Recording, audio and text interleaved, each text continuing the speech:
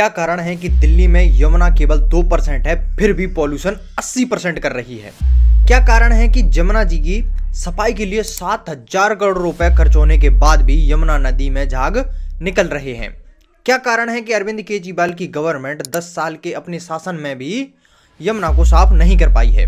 केंद्र सरकार की कौन सी स्कीम है यमुना जी के लिए, और इस विधानसभा इलेक्शन में यमुना जी का मुद्दा क्यों इतना उठ रहा है, और किस नेता ने यमुना जी को लेकर क्या कहा है? इन सब बातों का जवाब मिलेगा आपको इस वीडियो में, तो वीडियो को लास्ट तक जरूर देखें। इस वीडियो को देखकर आप खुद शॉक हो जाएंगे कि आखिर क्या हो रहा है दिल्ली में यमुना जी को लेकर। दिल्ली में यमुना की लंबाई 22 किलोमीटर है, लेकिन यमुना जी की कुल लंबाई का 1370 किलोमीटर का लगभग 2% हिस्सा है। लेकिन यही 2% हिस्सा यमुना की पूरी गंदगी का 80% हिस्सा पैदा करता है। इस 2% हिस्से की सफाई के लिए केंद्रीय दिल्ली सरकार ने पिछले 7 सालों में लगभग 7,000 करोड़ रुपए से अधिक धनराशि खर्च की है। लेकिन यमुना के किसी भी हिस्से का पानी पीने और नहाने लायक तो छोड़िए, छूने लायक भी नहीं है। स्वास्थ्य विशेषज्ञों का कहना है कि यमुना में गंदे पानी में हाथ डालना भी बीमारियों को न्योता देना जैसा है।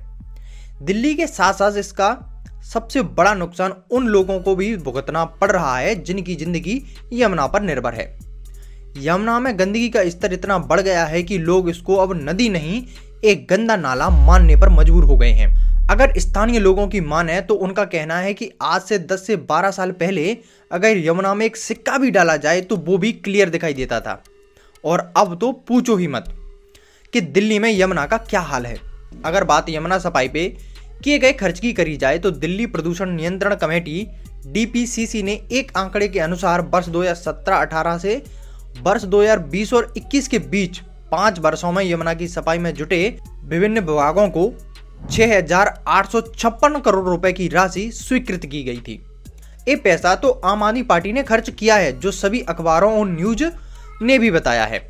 और यही अगर बात केंद्र सरकार के खर्च की करी जाए तो 2015 से 2023 की पहली छमाही तक केंद्र सरकार ने यमुना की सफाई के लिए दिल्ली जल बोर्ड को लगभग 1200 करोड़ रुपए दिए थे। इसमें national mission for cleaning Ganga के अंतर्गत 1,000 करोड़ रुपए और यमुना एक्शन प्लान 3 के अंतर्गत 200 करोड़ रुपए दिए गए थे। एक इंटरव्यू में इस फंड को खर्च करने की बात पर दिल्ली के ex chief minister Arvind Kejriwal ने मना कर दिया कि आपकी सरकार ने कोई भी पैसा अभी तक यमुना की सफाई पे खर्च किया ही नहीं है। लेकिन उन्होंने इस सवाल का जवाब कुछ इस अंदाज में दिया था कि दिल्ली में हमने बहुत जगहों पर सिविल लाइन पाइप बिछा दी हैं। जब हमारी सरकार बनी थी तो 227 कॉलोनियों में सीवर कनेक्शन थे। इस साल के अंत तक इसको 1317 कॉलोनियों तक ले जाया जाएगा। पूरे सीवर नेटवर्क की डिसेप्टिंग की जाएगी और इंटरसेप्ट किया जाएगा। नमामि गंगे योजना के अंतर्गत केंद्र सरकार ने 4290 करोड़ रुपए की धनराशि स्वीकृत की थी। इस धनराशि में यमुना में गिरने वाले गंदे जल को ट्रीट करके शुद्ध करने के लिए 23 प्रोजेक्टों पर काम किया गया था। इनकी कुल क्षमता 1840 MLT थी, जिसमें से 12 प्रोजेक्ट राजधानी दिल्ली में थे, जबकि हिमाचल प्रदेश में 1, हरियाणा में 2 और उत्तर प्रदेश के विभिन्न स्थानों पर 8 STP बनाए गए थे। अगर हम बात आज की करें तो आज हर कोई अरविंद केजरीवाल पर आरोप लगा रहा है कि भैया अरविंद केजरीवाल जी की सरकार फेल हो गई है दिल्ली में, क्योंकि आम आदमी की सरकार अपने स्टैंड पर नहीं है।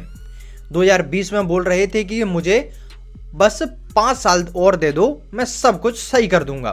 2020 के चुनाव में प्रॉमिस किया था कि अगले 5 साल में यमुना साफ कर दूंगा, और ये यमुना को साफ कर दूंगा, दिल्ली में पानी सप्लाई को बेहतर कर दूंगा, और अभी तक नहीं हो पाया है। दिल्ली में अभी भी टैंक माफिया का दबदबा बना हुआ है। दिल्ली की जनता आज भी टैंकरों के पीछे भागने पर मजबूर है। कई इलाकों में तो हालत और भी बदतर कंडीशन में है। और इन सब बातों के बावजूद भी केजरीवाल कह रहे हैं कि मुझे और 5 साल दे दो, मैं सब कुछ ठीक कर दूंगा। अब चल रहा है दिल्ली में चुनावी मौसम, और चुनाव में यमुना पर राजनीति होना एक स्वाभाविक सी बात है। उत्तर प्रदेश के CM योगी आदित्यनाथ जी ने केजरीवाल पर निशाना साधते हुए कह दिया कि अरे भैया, मैंने अपने मंत्रियों के साथ कुंभ में जाके गंगा यमुना सरस्वती के संगम में डुबकी लगाई, क्या तुम यमुना जी में डुबकी लगा सकती हो? डुबकी लगाने की बात तो कहना एक अलग बात थी।